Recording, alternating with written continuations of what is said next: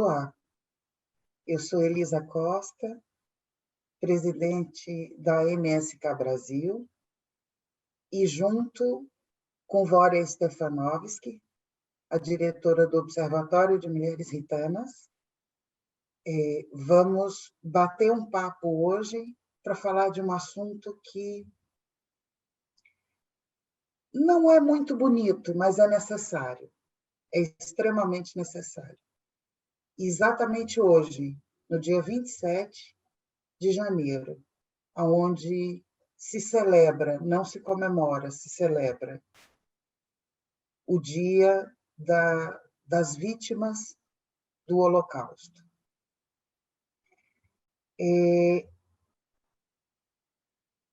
Por que é tão importante a gente trazer esse assunto?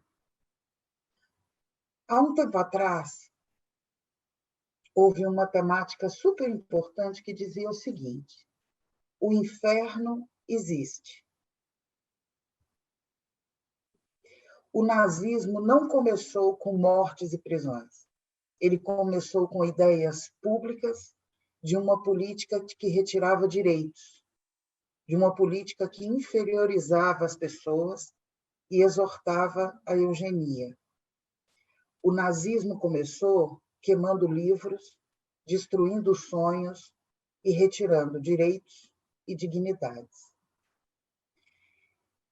Então é muito preciso que se recorde, que não se deixe morrer e que a gente faça essa diferenciação tão importante.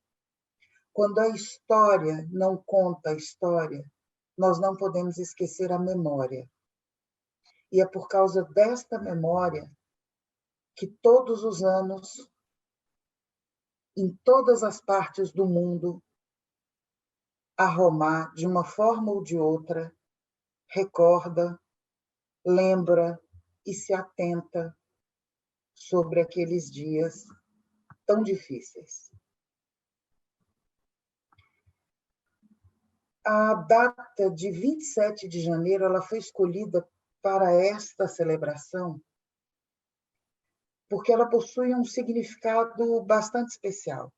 Foi no dia 27 de janeiro de 1945 que teve lugar a libertação do principal campo de concentração nazi, que foi Auschwitz, localizado na Polônia, pelas tropas da União Soviética.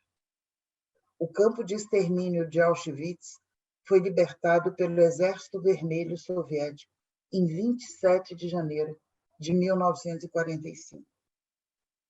Atualmente, o local é aberto à visitação, vários grupos organizados estão fazendo excursões para contar os dias de horror daquilo que se chama Porraimus ou Samudaripen. O Dia Mundial da Memória do Holocausto foi criado por ação da Assembleia Geral das Nações Unidas numa resolução 60/7 de 1º de dezembro de 2005. Eu vou ler para vocês um pequeno trecho para ampliar esta ideia. Em uma determinada noite, do começo dos anos 40, o médico nazista alemão Josef Mengele reuniu 14 pares de gêmeos no campo de concentração de Auschwitz, na Polônia. Colocou as crianças sobre sua mesa e as fez dormir calmamente. Injetou clorofórmio nas suas veias. A morte foi instantânea. Mais tarde, as abriu e meticulosamente dissecou seus cadáveres. As crianças não eram judias. Eram de um outro grupo, cuja história também é marcada por diáspora, perseguições, escravidão e genocídio, especialmente na Segunda Grande Guerra. Eram as nossas crianças, Ron e Cindy.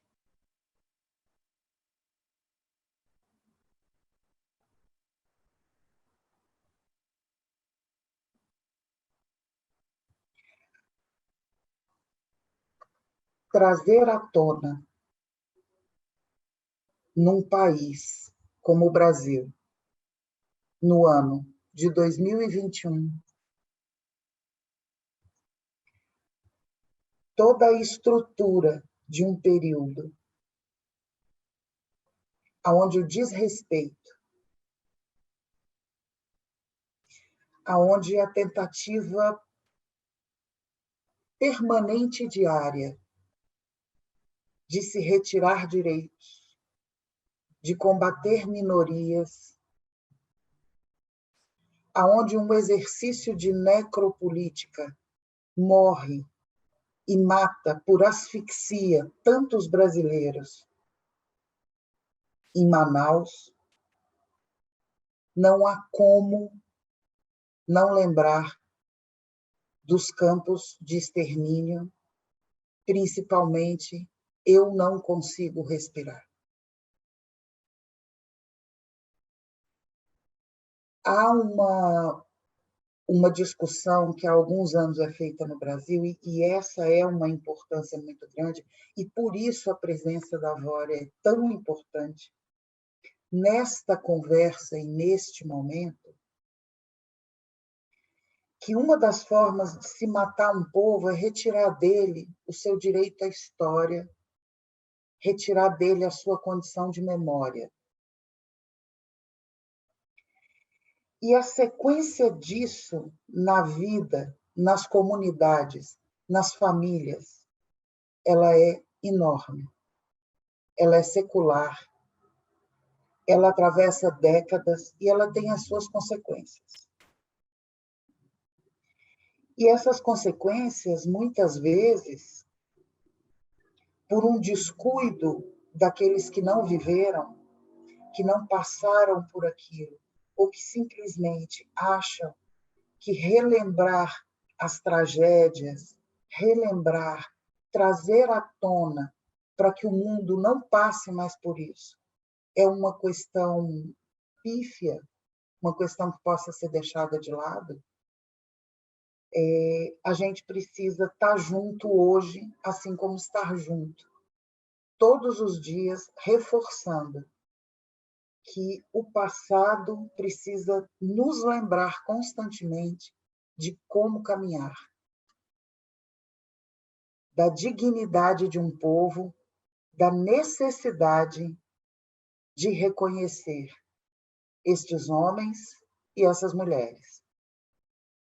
O exemplo que eu citei das crianças, ele nos traz à memória uma situação que nós temos discutido muito, inclusive, entre as duas organizações. Em todas as situações no mundo, quando estoura uma guerra, quando os países estão com problemas internos muito sérios, quando há problemas com trabalhadores, em qualquer situação,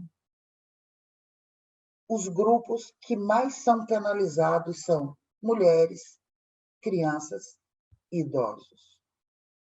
Então, nós precisamos lembrar das mulheres que venceram o Holocausto, das mulheres símbolo de resistência, das mulheres que conseguiram sobreviver, que conseguiram defender as suas famílias e das mulheres que sucumbiram naquela data, naquele período, vendo seus filhos serem mortos e passarem por tantas experiências brutais, por questões muito simples. No fundo, as questões são muito simples. No fundo, você diz, você é inferior a mim. E esse foi o tema principal do que consagrou o maior extermínio que a humanidade viu e agiu através dos tribunais de Nuremberg, através da construção da própria ONU. Por quê? Porque é preciso dar um basta, é preciso dar um dosta. E nessas horas, a gente precisa, mesmo que a história não conte, e a gente sabe disso, né? A Vória sabe perfeitamente disso, relembrar aí uma Bratislava, o que essa mulher penou, sofreu durante o período do nazismo, e depois a expulsão de sua própria família.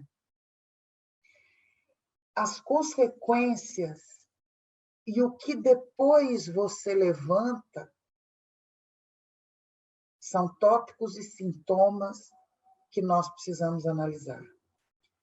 Como está a Romar no mundo? Como é que está a Romar hoje, dia 27 de janeiro? Alguns dizem, nós não temos tempo para pensar. Nós não temos tempo para sofrer. Por que não se comemora? Por que não se fala? Por que não se constrói? Se não há história, se a história não conta, a memória precisa falar. E é nesse sentido que nós vamos passar a trazer a memória. Por quê? Porque é preciso falar, é preciso discutir. Não dá para ficar sentado num canto chorando e dizendo: nós fomos perseguidos, estamos sendo perseguidos. É para você dizer: aconteceu, sobrevivemos, aonde as coisas estão acontecendo novamente e o que é que nós podemos fazer para que essas coisas não aconteçam mais. Então, todas as vezes que eu vejo, ou que eu estou em contato com a Vória, ou que eu pego uma publicação, que eu pego um artigo, que eu revejo a sua tese de mestrado ou de doutorado, a primeira palavra que me vem é resistência. Porque resistir é preciso. E você é um símbolo de resistência. Por isso essa conversa é muito importante, né? E por isso nós duas aqui, hoje, conversando, é importante. Então, Vória, eu te chamo. Vem falar com a gente isso, sobre isso, conosco, entre nós mulheres discutindo um assunto aonde a história deixou passar e onde a memória fez renascer vidas e mulheres como você. Pode vir, minha amiga, minha prala, minha prima. Seu som está desligado, Vória.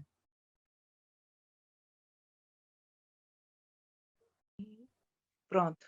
Ligou. Estava emocionada, fiquei assim.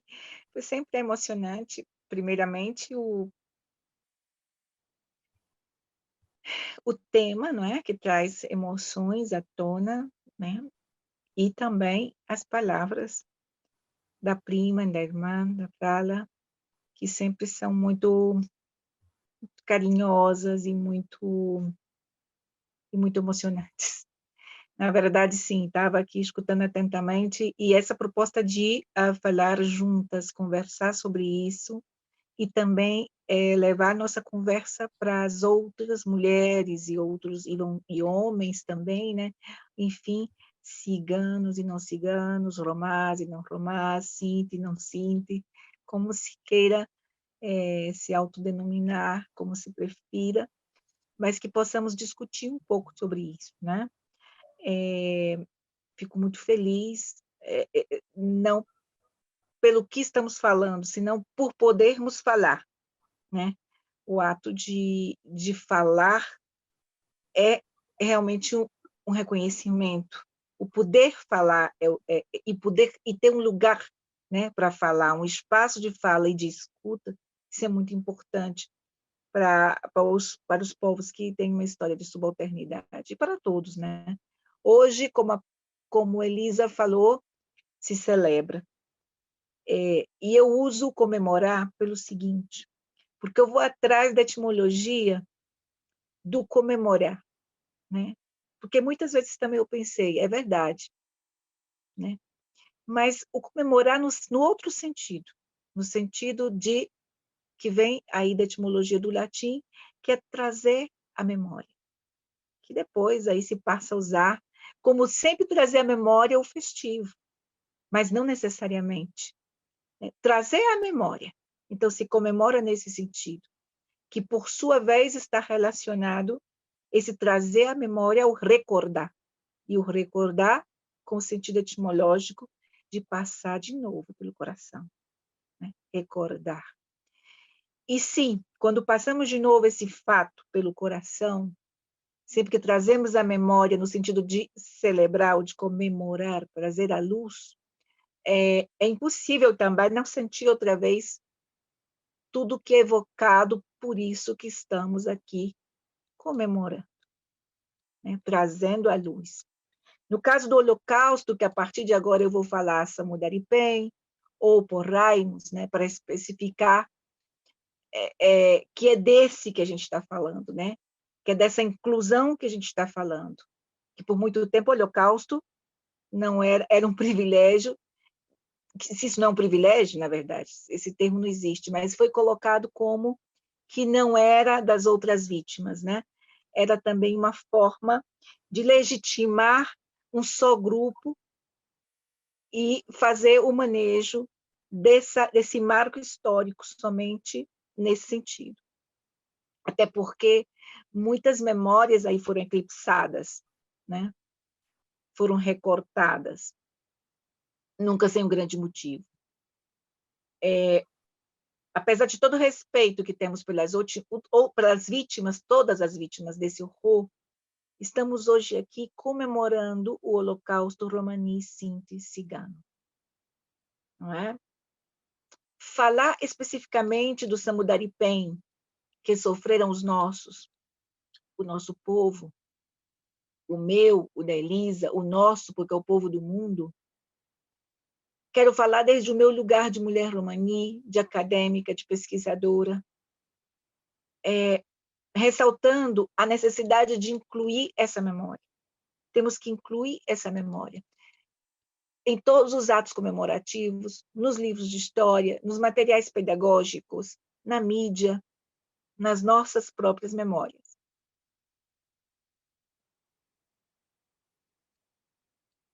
Quantas vezes a gente esquece de mencionar a matança desses outros, né, genocídios, dos homossexuais, dos portadores de deficiência, dos considerados inimigos dos nazistas, dos comunistas e dos romás, dos ciganos, dos sinti, que foram exterminados em um grande número.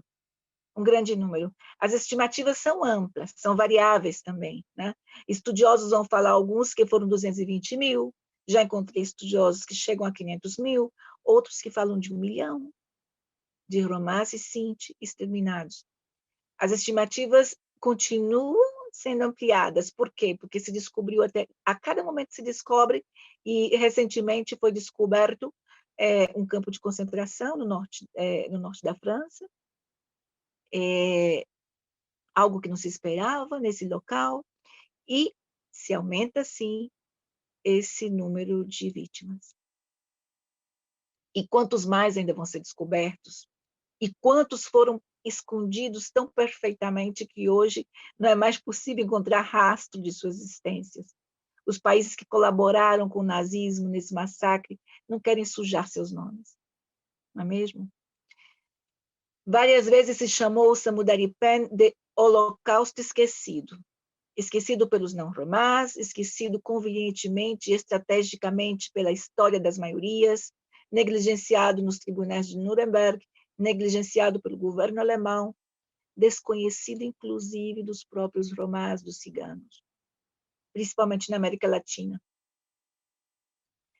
que não tem o conhecimento sobre o que ocorreu na Europa, muitas vezes, naquele momento com os romás, uma das características da diáspora do nosso povo é de ter promovido esse distanciamento entre os grupos dispersos, entre vários continentes, muitas vezes entre várias línguas, não? Então, esse desconhecimento somado ao silenciamento por parte dos estados, o conveniente, dos governos, e muitas vezes por parte dos nossos companheiros naquele destino trágico, né? Os outros que sofreram também como os judeus. Tudo isso fez com que, até hoje, principalmente na América Latina, muitos dos nossos não sabem muito bem como aconteceu, o que aconteceu, e quando, por exemplo, eu falo sobre isso, as pessoas dizem, mas era mesmo? Né? Então, esse desconhecimento ainda existe entre o próprio grupo. Por sorte, cada vez a gente tem aí mais ativistas trabalhando com isso é muito importante. Também eu quero dizer das vítimas diretas ou indiretas desse extermínio. Essas que decidiram também esquecer, muitas vezes motivado pela tradição, essa tradição que diz, não vamos falar dos mortos, porque são sagrados, porque disso não se fala, e muitas vezes pela impossibilidade emocional de passar de novo pelo coração e sentir a própria dor, ou a dor dos seus ancestrais, personificada aí na sua descendência. Esse silenciamento também, que é entendível pela tradição, ele contribuiu bastante para, por exemplo, que não ocorressem as indenizações necessárias e legítimas de muitas famílias, que tinham sim o direito, e para que se silenciasse ainda mais. Todo tipo de estratégia de silenciamento, invisibilização e não responsabilização pelo Samudaripen foi utilizada pelos governos e pelo governo alemão, não especificamente, desde considerar os ciganos, que eles não sofreram, na verdade, o genocídio por motivos raciais, mas sim porque eram antissociais ou criminosos, não racial, como também dizer, bom, eles aqui não vêm pedir nada, porque disso não se fala. Ou seja, foram estratégias realmente macabras, muitas vezes, não? Sobre a dimensão subjetiva dessa tragédia, entre os que, direta ou indiretamente, sofreram e que se silenciaram, aqui eu falo tanto dos sobreviventes como dos descendentes desses sobreviventes, para falar disso, dessa dimensão subjetiva que é muito importante, porque é parte desse sofrimento todo, e é possível que por aí se gere mais empatia para a necessidade de realmente inclusão desse tema em vários âmbitos de discussão. Eu me lembro da história do meu bisavô, que foi sobrevivente, já está falecido, que era um grande cantor e violinista, no entanto, deixou de cantar, que era forte e capaz, mas foi vulnerabilizado pelo trauma que terminou com a loucura, não?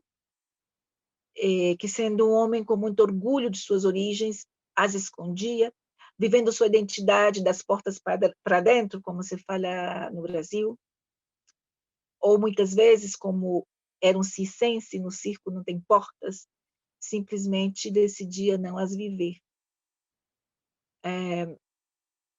Era um homem que estava sempre aferrado ao medo de que tudo acontecesse de novo, de que os vizinhos, alguns até simpáticos, de repente se revelassem os algozes, porque foi exatamente isso que aconteceu. Houve uma colaboração massiva de pessoas que antes cumprimentavam, que até podiam falar alguma coisa, que de repente passam a ser colaboradores no massacre. Enquanto ele viveu, um medo enorme tomava conta das crianças, que realmente acreditávamos que a qualquer momento seríamos levados a um campo onde íamos passar por todas as atrocidades, às quais ele pouco se referia, muito pouco. Mas com esse pouco que ele falava, mesmo que se perguntasse insistentemente, ele praticamente não falava, já era o suficiente para alimentar os nossos pesadelos. Pesadelos que também eram confirmados, se a gente vai pensar, por tudo que ocorria, pelos atos de racismo que nós, como criança, podíamos ver e confirmar por parte da população, da polícia, principalmente da polícia, e que eram muito frequentes. No caso, é importante trazer, então vou continuar com esse testemunho, né? Meu bisavô revivia muitas vezes o trauma, recordava, sentia, passava pelo coração, recordava, mas não era incapaz de comemorar, ou seja, de trazer à luz, trazer à memória, nesse sentido que eu falei anteriormente. Incapaz de fazê-lo. Se não era capaz de fazer, não podia se curar. Se é que é possível uma cura real de um trauma dessa magnitude. O que eu acho que se pode fazer é ressignificar, aceitar, conviver. Porém, os fantasmas muitas vezes voltam e sempre voltavam com ele,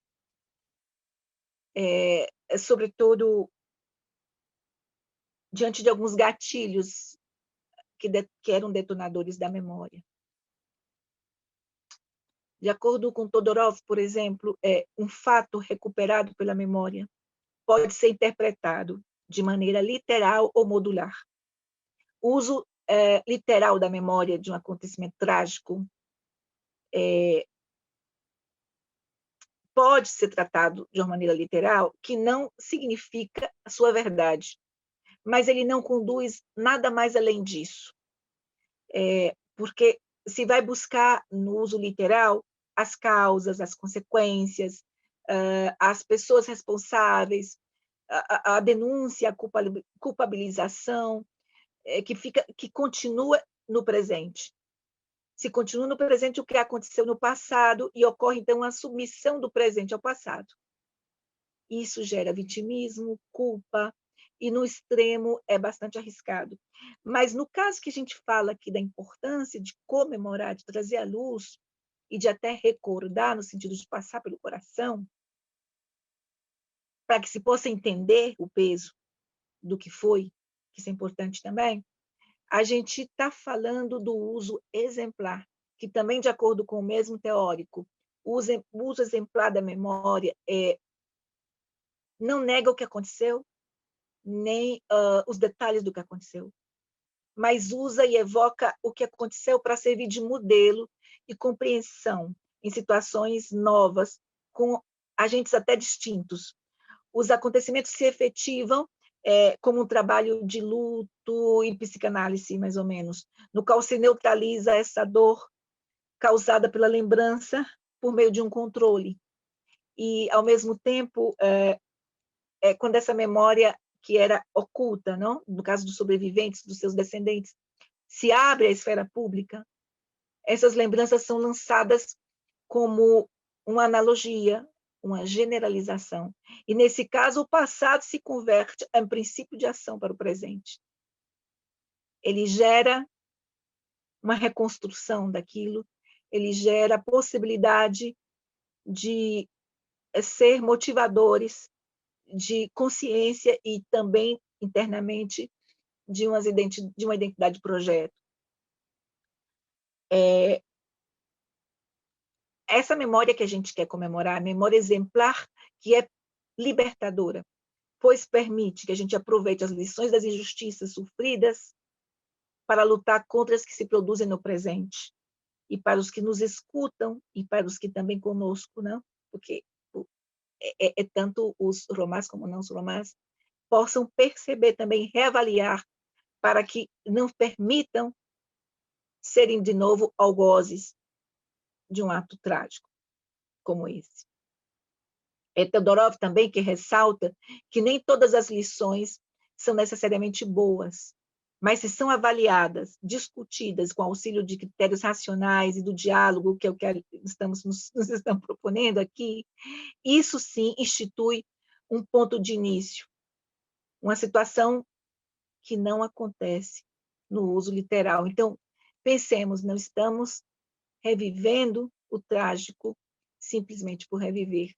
Outro fator importante, no caso do nosso povo, que é um povo que tem uma história de subalternização e perseguição muito muito difícil, muito forte, é que precisamos fortalecer o sentido de união.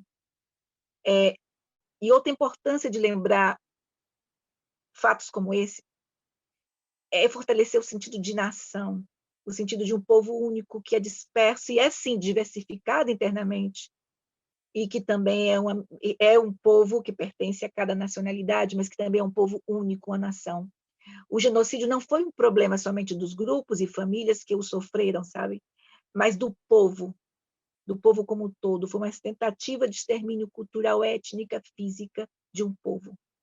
Continuação de uma perseguição que existia antes e que, infelizmente, continua, sabemos disso. Hoje se chama antirritanismo, anticiganismo, qual fundo, às vezes, percebem que eu, às vezes, mesclo as línguas, né? Não é algo estranho, não é algo diferente, que marcos históricos sirvam para criar ou para reconstruir identidades. Então, é legítimo isso. Todas as nações o fizeram. E os romás têm o direito legítimo de resgatar essa memória e forjar esses marcos históricos para uma nação transnacional romá unida, que é uma das coisas que, por exemplo, eu advogo, que temos que trabalhar nos dois braços, né? Internamente aos nossos países de pertencimento por nascimento ou por assentamento, e também como uma nação transnacional, com a união, que é o mais importante. Para alguns estudiosos do Holocausto, né, do Samudari Pen, ou do Porraimus, como queiram chamar alguns, como George Mirga, o reconhecimento do acontecimento, quando se começou a reconhecer, teve um papel significativo, de fato, para o desenvolvimento do sentimento de nação entre os grupos do nosso povo. Porque é frequente que essa memória étnica se estruture sempre integrando também episódios trágicos, não somente trágicos, mas também trágicos, que, ao obter reconhecimento, aumentam o sentimento de pertencimento. Por isso é que, por exemplo, não posso não falar de literatura, né, que é uma área bastante específica da minha investigação, além do gênero, a literatura romani, que muitos romances de testemunho, que a gente já tem bastante, inclusive de mulheres escritoras, não é? Tenham sido escritos após 1990, justo depois que o termo Porraimus, no caso Porraimus especificamente, foi inserido por Jan Hancock aos estudos ciganos, estudos romás. Também é importante lembrar que nesse período, quando se começa realmente com esses romances de testemunhos, se passava, não é? Com a caída do comunismo, tal, se passava por um momento de um boom de anticiganismo e um recrudescimento dos estereótipos na Europa em relação aos gitanos, aos ciganos. Bom, e tudo isso fez com que algumas pessoas, como, por exemplo, eu vou ler aqui, deixa eu ver onde eu tenho, como, não sei onde eu coloquei, mas eu vou já olhar, Otto Rosenberg, que foi um Sinti, não, sobrevivente, agora já falecido, do Samudari Pen. Quando ele viu essa situação, ele decidiu testemunhar, decidiu gravar suas memórias que foram transcritas. E foram transcritas ou seja, fiel à forma com que ele falava. Justamente porque parecia ele, em alguma entrevista ele falou, mas eu não achei aqui agora, em algum momento ele falou que temia, pela forma que estava a perseguição, o anticinganismo, os estereótipos, que se voltasse de novo a uma nova tentativa de extermínio do povo. Por isso, todos esses romances de sobrevivente aparecem publicados já depois de um tempo grande e significativo que essas vítimas ficaram silenciadas. Por muitos motivos, né? Por muitos motivos. O trauma também precisa ser reelaborado. Alguns conseguem falar, outros, como meu bisavô, nunca falaram. E também a necessidade de esconder, infelizmente, a sua identidade, porque confessar que havia passado por isso por ser cigano, não é? E sendo que muitos consideravam que os ciganos, né, os romás passaram por isso, porque eram desviantes, não por questões raciais, era muitas vezes vergonhoso, tinham medo da represália que poderia haver, precisavam de empregos, precisavam de aceitação. Foi uma certa maneira de adaptação e de sobrevivência. Havia que, para você falar de algo, precisa ter alguém que te escute, e ninguém estava muito interessado também em escutar sobre isso, porque, infelizmente, a perseguição continuava. E todos estavam preocupados também com reerguer as cidades, não? Então, até agora achei, eu vou ler aqui algo do Otto Rosenberg, em seu romance Um Ritano em Auschwitz. Ele dizia justamente assim: não poderia relatar essas coisas se não tivesse passado já muitos anos. Ao início, era muito difícil para mim falar disso. Não podia dizer 3 palavras seguidas de tanto que me afetava. Era impossível falar. Então, além dos motivos pragmáticos, né, de ter que sobreviver e ter que ser aceitado pelas sociedades envolventes, também estava esse sentimento de impossibilidade, que foi o que prevaleceu no caso do meu bisavô. E eu trago outro texto de Otto, quando ele fala o seguinte: como as perseguições continuavam, né? Poderíamos ter insistido no nosso direito e ficarmos, mas para quê? A maior parte daquelas pessoas que viviam lá, no caso na Alemanha, no fundo, tinham saudade do regime fascista. Isso é o que se sentia no ar, porque eles tinham direito de ter algumas casas para morar, mas eles não queriam mais estar naquela situação e o medo imperava. Muitos, como meu bisavô, por exemplo, chegavam a negar a identidade, mudar os nomes, etc. Para recordar esse silêncio e para terminar essa fala, esse silêncio do meu bisavô, né, para trazer esse testemunho, que jamais pôde falar, em homenagem a essas muitas vítimas do Holocausto Romá Sinti, Samudari Pen. Eu vou ler aqui, eu acho que dá tempo. Esse poema está em espanhol, eu acho que se eu traduzir para o português não pode perder mais ainda.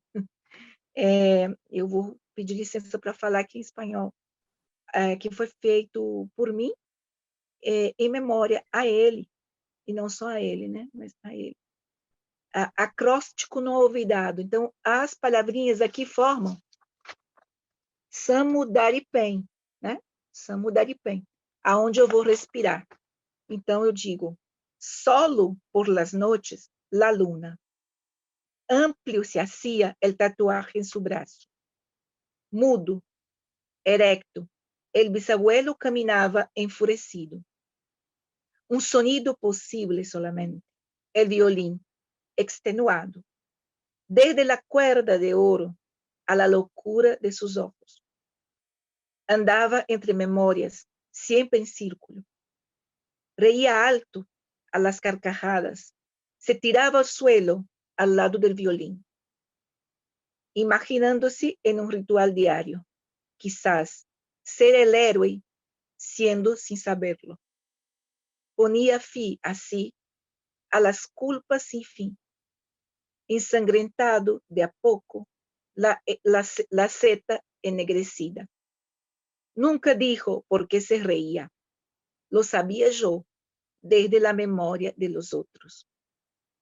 Espero que tenha dado para entender, eu creio que sim. Aqui tem uma hora que eu gaguejei, porque eu fico um pouco emocionada, mas o que ele não podia dizer, não é? Ele fazia nesse ritual de uma certa culpa que tinha de ter sobrevivido também. Também estava isso. Por que eu? E por que não minha mãe, meu pai também, não é? Isso passa também com os sobreviventes. E para terminar, também foi em homenagem a isso que tenho essa outra aqui, poesia, e termino. Los invisibilizados. ¿Qué hay de historia en esa mentira? ¿Qué hay de mentira en ese cuento? ¿Qué hay de cuento en esa narrativa? ¿Qué hay de narrativa en esa leyenda? ¿Qué es leyenda en ese verso? ¿Qué es verso en esa historia? ¿Qué es historia Que historia es memoria nuestra? Que nuestra será si no la narramos. ¿Qué narramos si no se escucha? ¿Qué se escucha si no tenemos voz? ¿Qué voz tenemos si no existimos? No existimos en la historia. En la historia nos inventaron. Nos inventaron para eclipsarnos. Eclipsados somos invisibles. Hablemos. Gracias.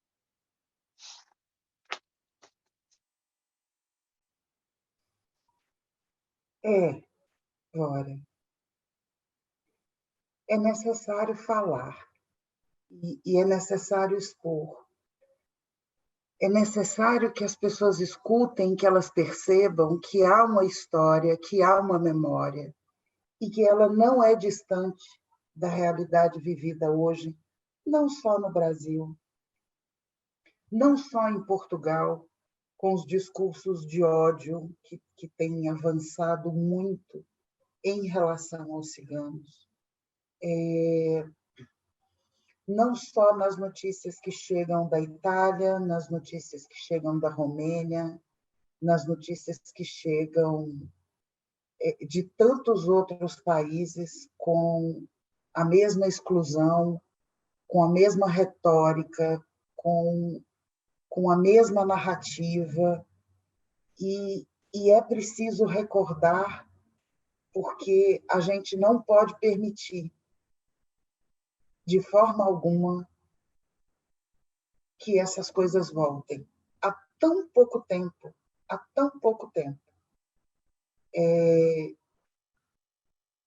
que se começou a fazer essa discussão, porque o Brasil é tido como um país onde essas questões não são vistas, essas questões não existem.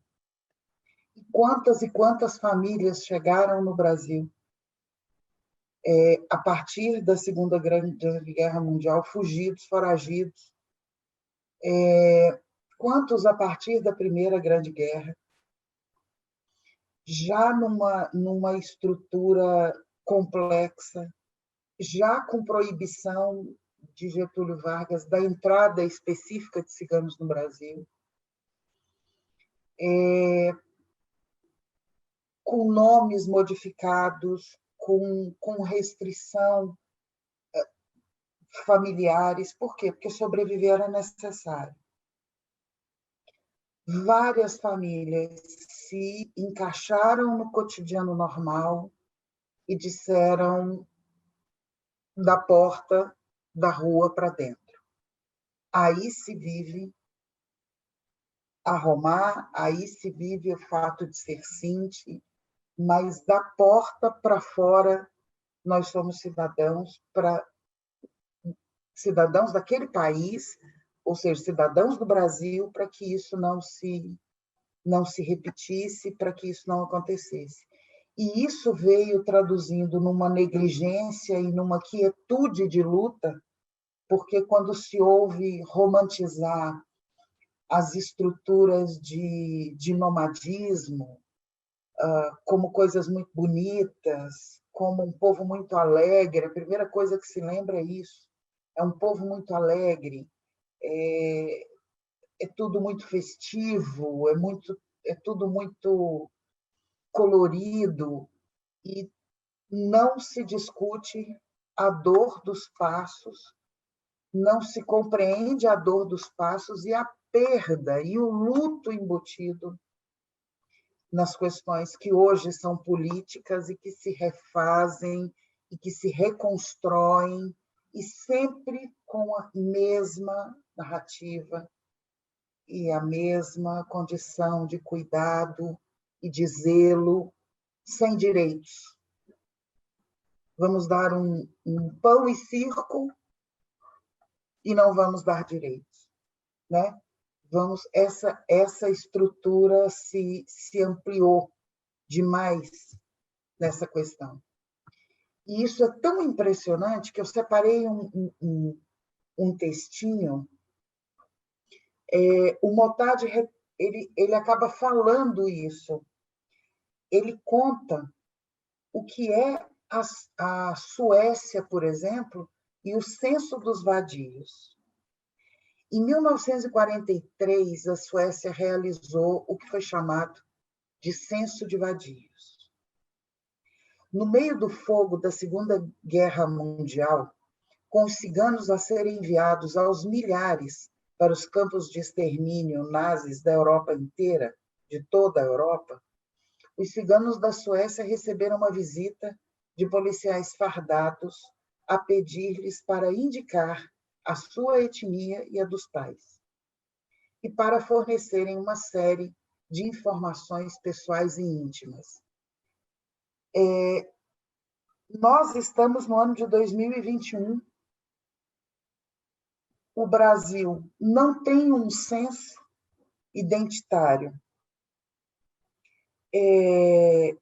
que nos permite trabalhar políticas públicas com segurança jurídica e com segurança de dados. E agora isso vem se agravando, né? Então, você percebe que de 1943, pelo relato, agora algumas dessas perguntas estão sendo feitas. Quantos são? Aonde estão? Qual o município de vocês? Qual o número do seu registro? E isso sem segurança de manter esses dados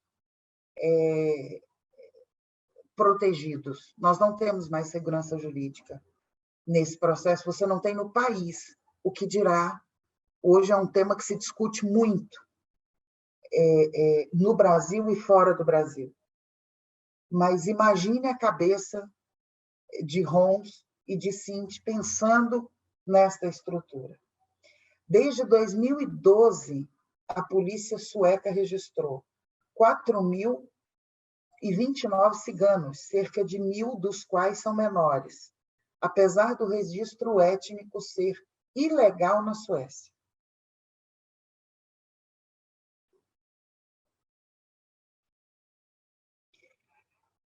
Então, você tem um ficheiro de 1934 a 1974, o Estado prescreveu às mulheres ciganas a esterilização, apelando ao interesse das políticas de população, como fez a Austrália em relação aos aborígenes.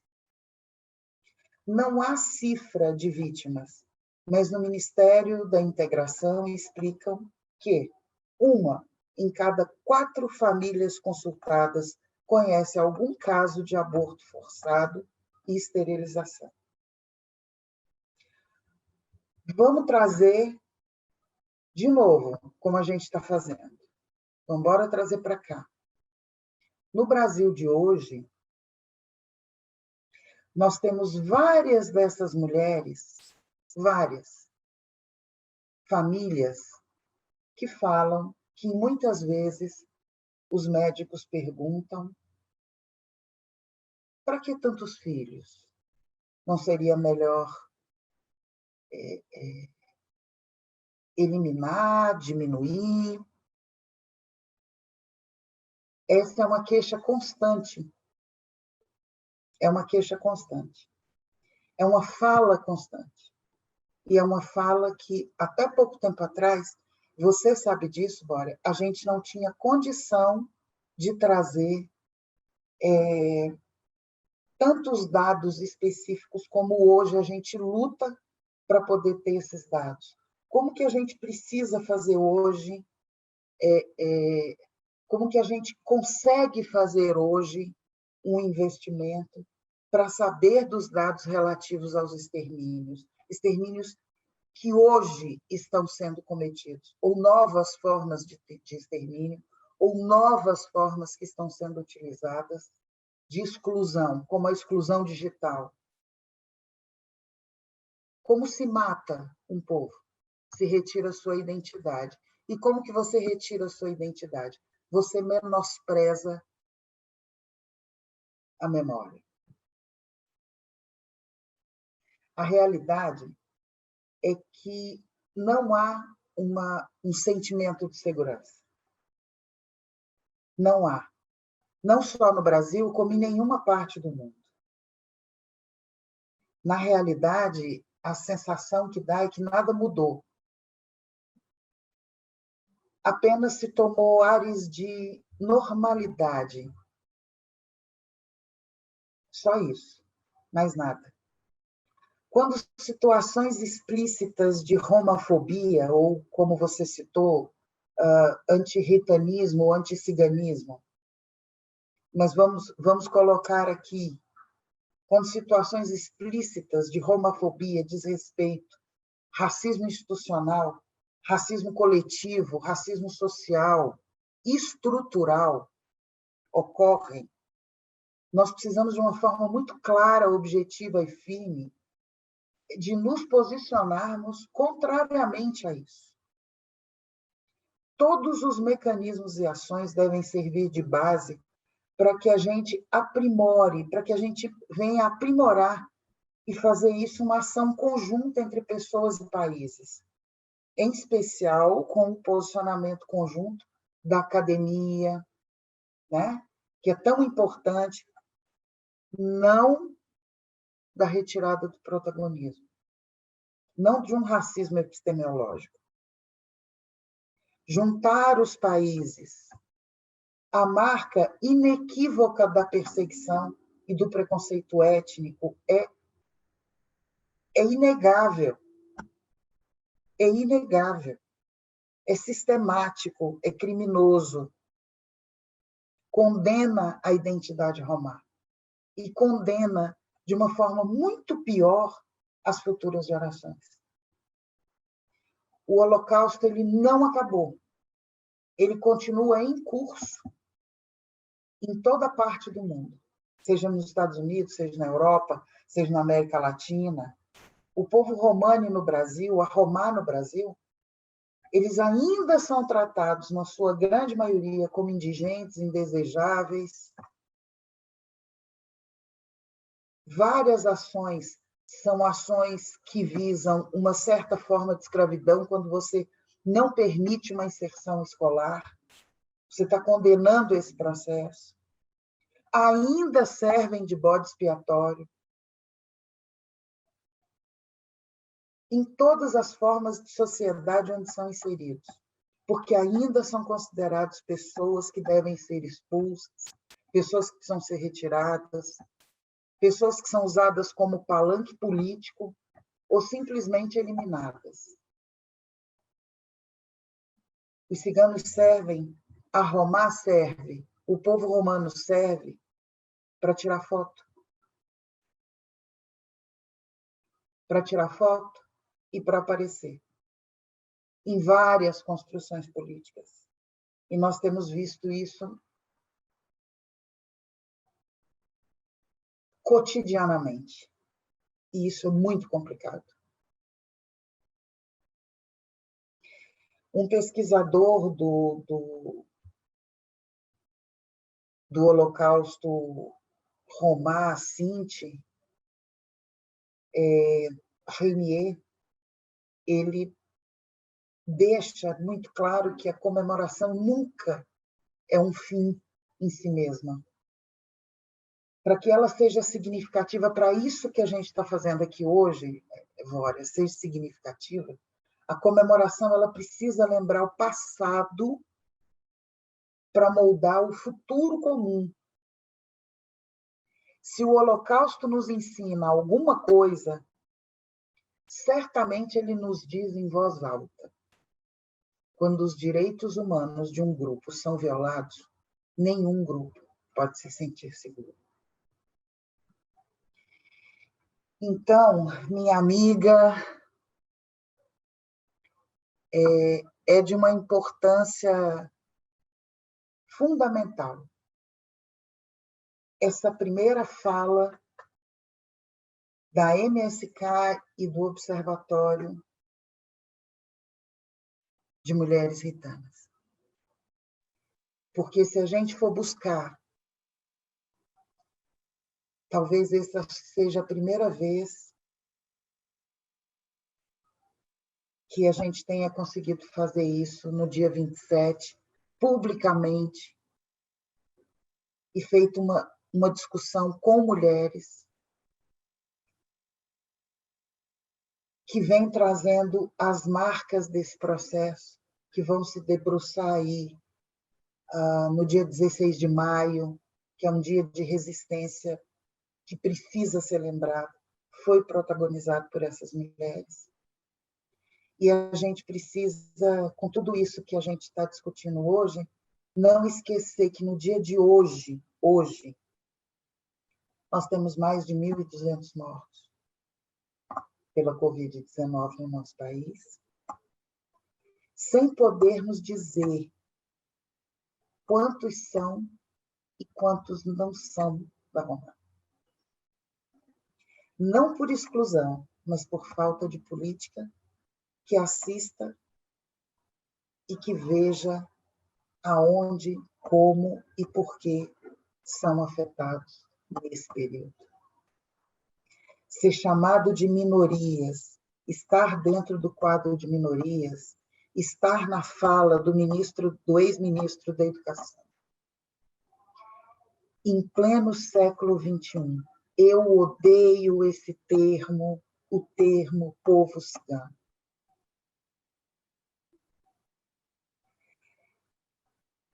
Aonde o Holocausto acabou no dia 27 de janeiro? Lá, na expressão do nome daquele local. Mas ele não terminou. Ele vem se multiplicando, ele vem se refazendo, ele vem se reconstruindo. E não é uma questão de fatalismo, é uma questão de pesquisa, é uma questão de trazer à tona o direito de enterrar seus mortos, o direito de chorar o seu luto e o direito de trazer as suas memórias na construção de uma história que nunca foi contada. Então, no dia de hoje, é um dia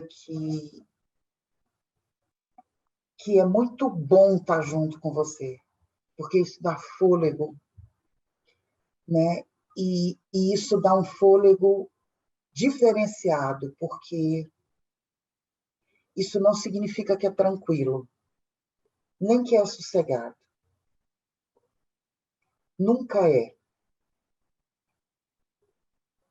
Várias e várias vezes, essa fala vai tentar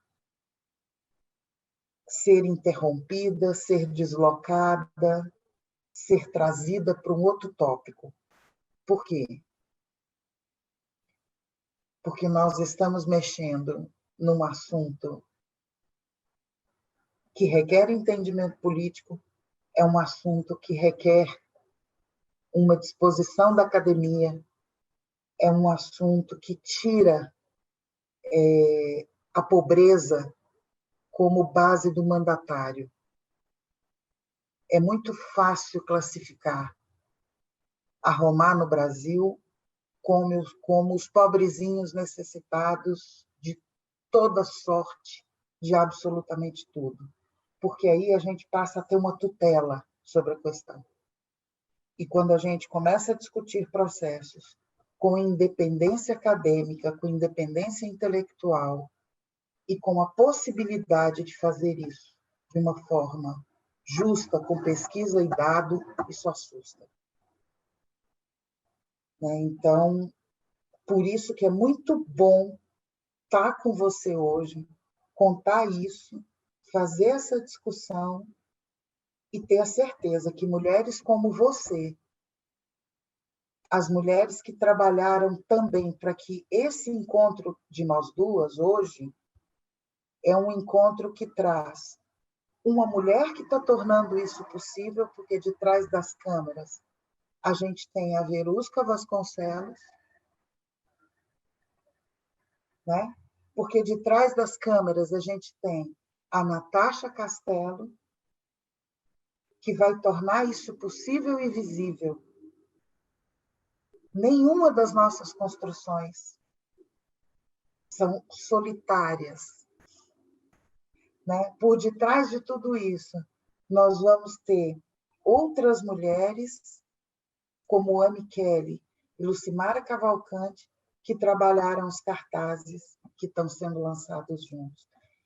Então, esta discussão mexeu e mexe muito mais do que um simples vídeo jogado no canal do YouTube.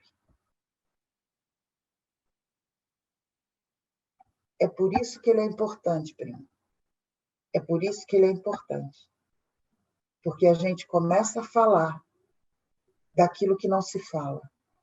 A gente começa a dizer que aquilo que aconteceu acontece hoje com outra roupagem, mas que nós estamos vendo. Não está passando despercebido. Não está. Que venham outros 27 de janeiro e que a gente esteja aqui multiplicando e se encontrando em outros espaços para trazer uma consciência nacional, uma consciência da América Latina, uma consciência da academia em produzir, em ter material, e tenho certeza absoluta que pela sua voz e pela sua estrutura, pela estrutura do Observatório de Mulheres Ritanas, nós vamos ter a voz de muitas e muitas mulheres falando dos seus percursos como pessoas, falando nesse ressignificar esse período. É muito bom estar com você. E foi muito boa a nossa conversa.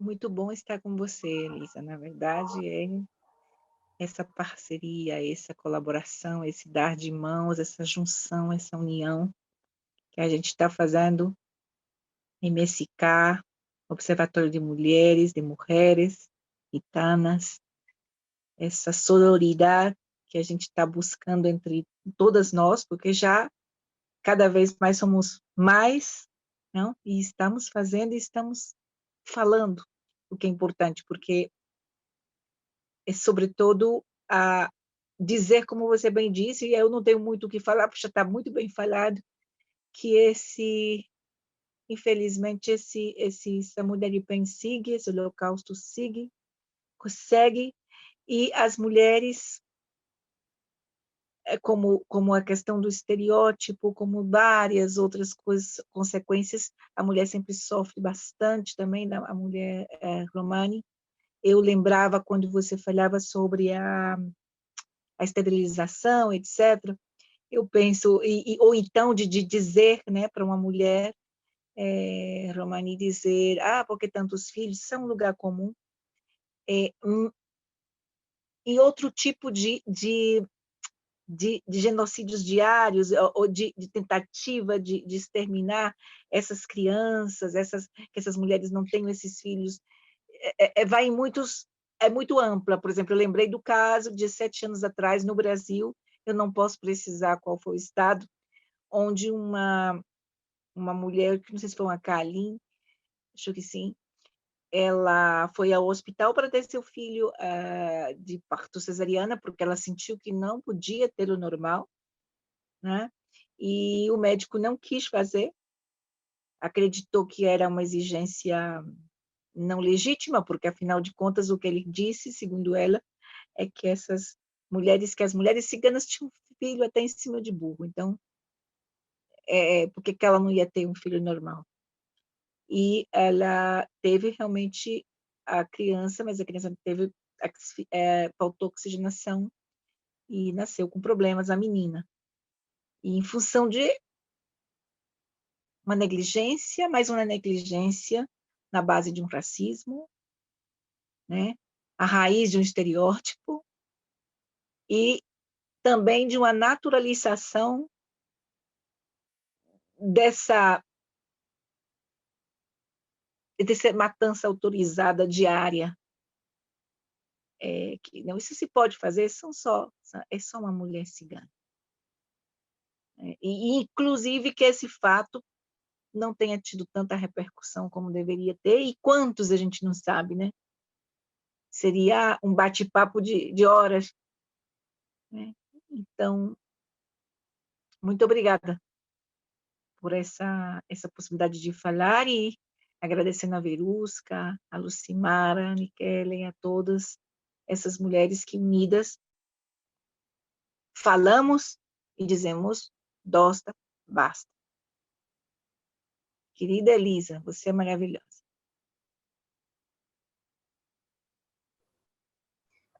Encerramos, mas voltamos, sempre com outras mulheres mais fortes, discutindo outros assuntos, porque a pandemia não nos parou e não vai nos parar.